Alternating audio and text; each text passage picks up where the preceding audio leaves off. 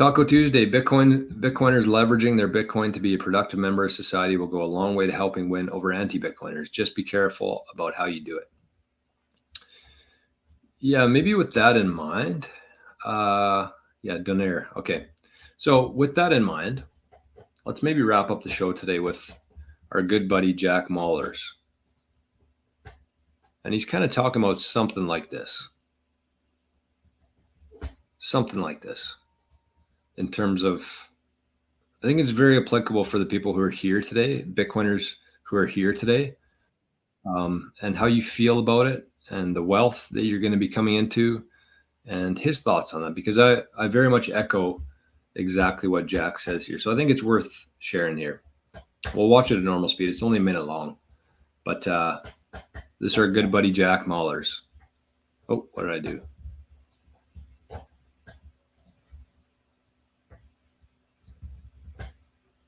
That didn't work.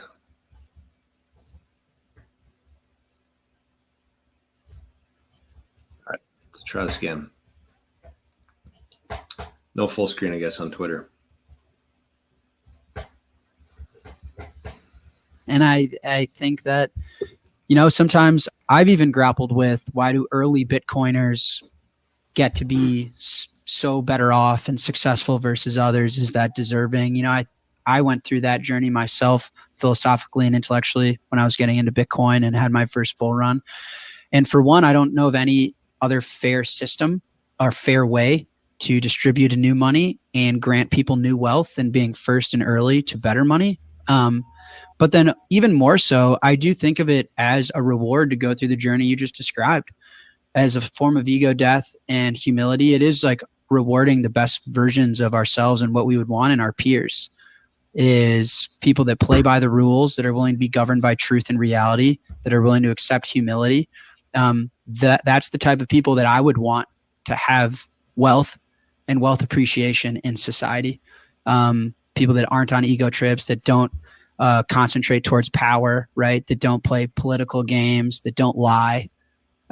So I've also come to peace with that. And that makes me really happy about Bitcoin, is it's the people that are willing to be governed by the truths of the world are the ones that are accruing wealth in the wealth transfer. I think it's a really powerful, hopefully it's a powerful transformation, in that if those type of humans are the ones that have wealth over the next couple centuries, it makes me really hopeful of what the world will look like, because in theory, they're better humans fundamentally than those that can't face real truths. And Ooh, that hurts. That was a good ending to that video.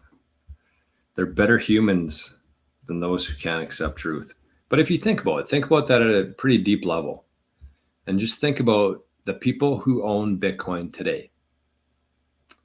Not the people who bought back in 2013 because they didn't understand it, but the people who are here today. And some might be from 2013, 14, 15, whatever. But the people who are here today with any amount of Bitcoin. And if you understand where Bitcoin's going, we just talked about the countries, the states, the pension funds, everybody's going to be adopting Bitcoin. Everybody's going to want your Bitcoin. Individuals, companies, countries, robots, and AI. Everybody's going to want your Bitcoin. So the people who are here today, the Bitcoiners who are here today, they've earned that. But think about the kind of people who are here today. The people who have given the middle finger, 2 middle fingers, to the old system. They've been told that they were wrong. They've been told that they were crazy. They've been told that it's a Ponzi scheme, that it's evil, used by drug dealers, child traffickers, everything. And what did people do?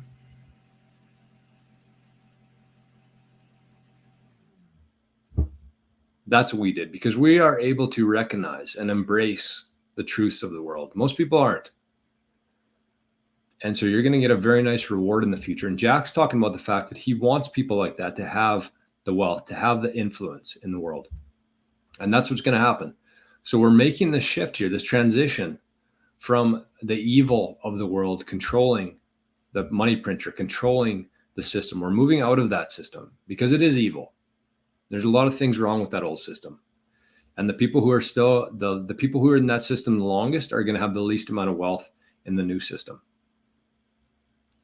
So the people who are either scared of the truth or the ones who are hiding the truth from people are going to be see the least benefit from Bitcoin. And on the flip side, the people who embrace truth, the people who are speaking the truth, and the people who want fairness and transparency and truth and honesty in the world are going to be the ones that have the wealth in the future. And that to me is incredibly, incredibly powerful and bullish for myself and for us.